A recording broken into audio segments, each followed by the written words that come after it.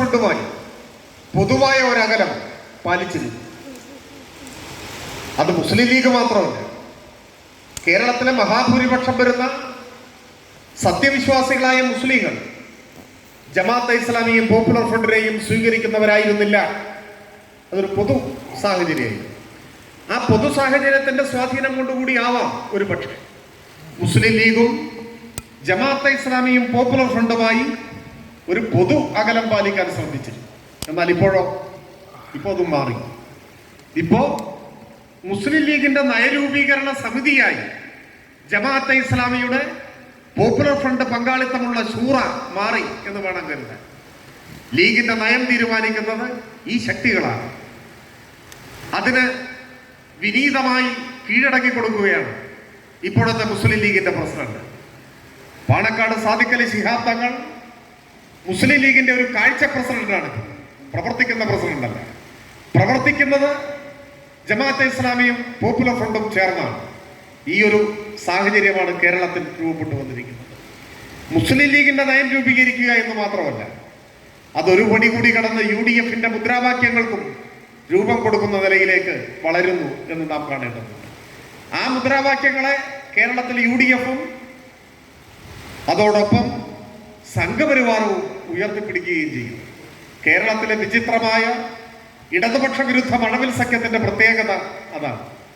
ഈ മൂന്ന് കൂട്ടരും ഒരേ ലക്ഷ്യത്തോടു കൂടിയാണ് കേരളത്തിൽ ഇപ്പോൾ പ്രവർത്തിക്കുന്നത്. കോൺഗ്രസിന്റെ ഒരു കൈ RSSന്റെ തോളിലും മറുകൈ ജമാഅത്തെ ഇസ്ലാമിയുടെയും പോപ്പുലർ ഫ്രണ്ടിന്റെയും തോളിലാണ്. ഇരു വർഗീയതകളെയും ഒരുമിച്ച് നിർത്തിക്കൊണ്ട് ഇടതുപക്ഷത്തെ ആക്രമിക്കുക, ഇടതുപക്ഷത്തിന്റെ രാഷ്ട്രീയ നേതൃത്വമായ CPIM-നെ തകർക്കാൻ ശ്രമിക്കുക എന്ന നിലപാടാണ് ഇവർ സ്വീകരിച്ചിട്ടുള്ളത്.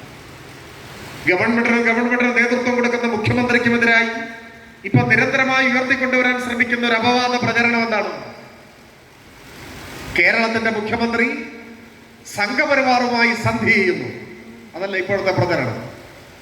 ആ പ്രചരണത്തിന്റെ നേതൃത്വം എന്ന നിലയിൽ ആ പ്രചരണത്തിന് തുടക്കമിട്ടത് ജമാഅത്തെ ഇസ്ലാമിയും പോപ്പുലർ ഫ്രണ്ടുമാണ്. അത് ലീഗും കോൺഗ്രസും ഏറ്റുപിടിക്കുന്നു. RSSന് പിന്നെ അത് ഏറ്റുപിടിക്കാൻ പറ്റില്ലാത്തത് കൊണ്ട് നിശബ്ദത പാലിക്കും എന്ന് മാത്രം.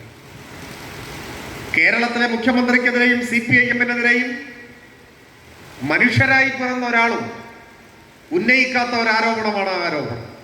കാരണം നാളിതുവരെയും അനുനിമിഷം സംഘപരിവാർ വിഷലിപ്ത രാഷ്ട്രീയത്തിനെതിരെ മഹാപ്രതിരോധത്തിന്റെ ശക്തി ദുർഗമുയർത്തുന്നത് നമ്മുടെ പാർട്ടിയും നമ്മുടെ സഖാക്കളുമാണ്.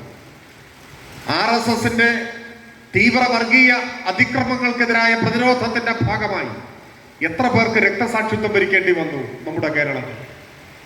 കേരളത്തിലെ ഓരോ ഗ്രാമങ്ങൾക്കും RSSുമായി ഏറ്റുമുട്ടി രക്തം ചൊരിഞ്ഞ കമ്മ്യൂണിസ്റ്റുകാരന്റെ ത്യാഗത്തിന്റെ കഥ പറയാനുണ്ട്. നൂറുകണക്കിന് സഖാക്കളുടെ ജീവൻ കൊടുത്താണ് കേരളത്തിന്റെ മതനിരപേക്ഷതയെ നാം കാത്തുരക്ഷിച്ചത്.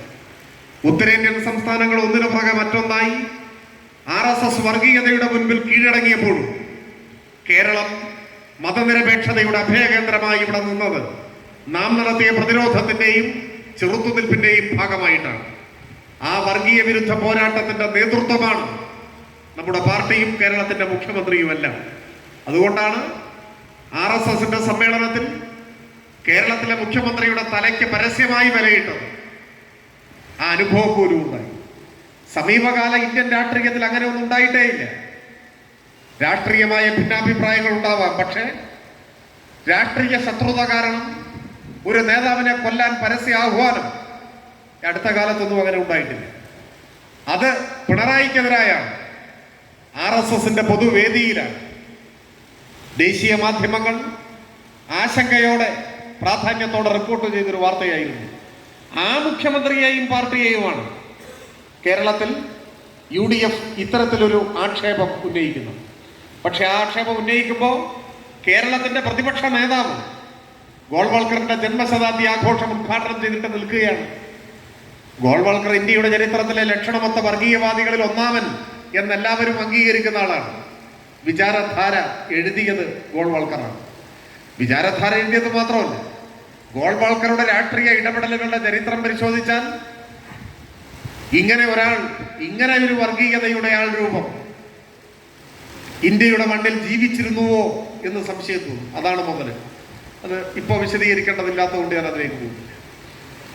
മുസ്ലിങ്ങളും ക്രൈസ്തവരും കമ്മ്യൂണിസ്റ്റുകാരും രാജ്യത്തിന് ഭീഷണിയാണ് എന്ന് വ്യക്തമായി എഴുതി വയ്ക്കുകയും ആ ഭീഷണി തുടച്ചു നീക്കാൻ RSS അജണ്ടകൾ തീരുമാനിക്കുകയും ചെയ്ത ആളാണ് ഗോൾവൾക്കർ.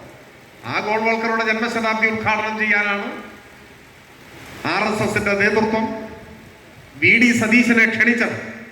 ആ ക്ഷണം സ്വീകരിക്കാൻ അദ്ദേഹത്തിന് മടിയുണ്ടായില്ല. ആ ക്ഷണം സ്വീകരിച്ചു പോയി അത് ഉദ്ഘാടനം ചെയ്ത് ഗോൾവൾക്കറെ പുകഴ്ത്തി പ്രസംഗിച്ച ആളാണ് കേരളത്തിന്റെ പ്രതിപക്ഷ നേതാവ്. KPCC പ്രസിഡന്റ് ഒട്ടുപുറകിലല്ല. RSS ശാഖയ്ക്ക് കാവൽ നിൽക്കാൻ കോൺഗ്രസ് പ്രവർത്തകരെ താൻ അയച്ചിട്ടുണ്ട് എന്ന് പരസ്യമായി പറഞ്ഞതാണ്. ജമാഅത്തെ ഇസ്ലാമിക്ക് ഒന്നും തോന്നിയില്ല, പോപ്പുലർ ഫ്രണ്ടിന് ഒന്നും തോന്നിയില്ല. മുസ്ലിം ലീഗ് നിശബ്ദമായിരുന്നു.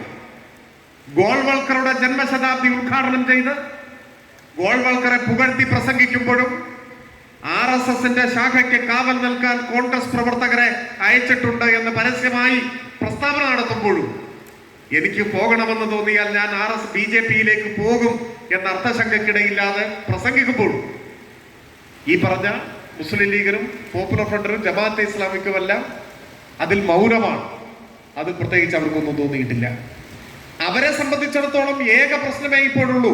അത് കേരളത്തിലെ രാഷ്ട്രീയ അധികാരത്തിൽ നിന്നും ഇടതുപക്ഷത്തെ പുറത്താക്കണം.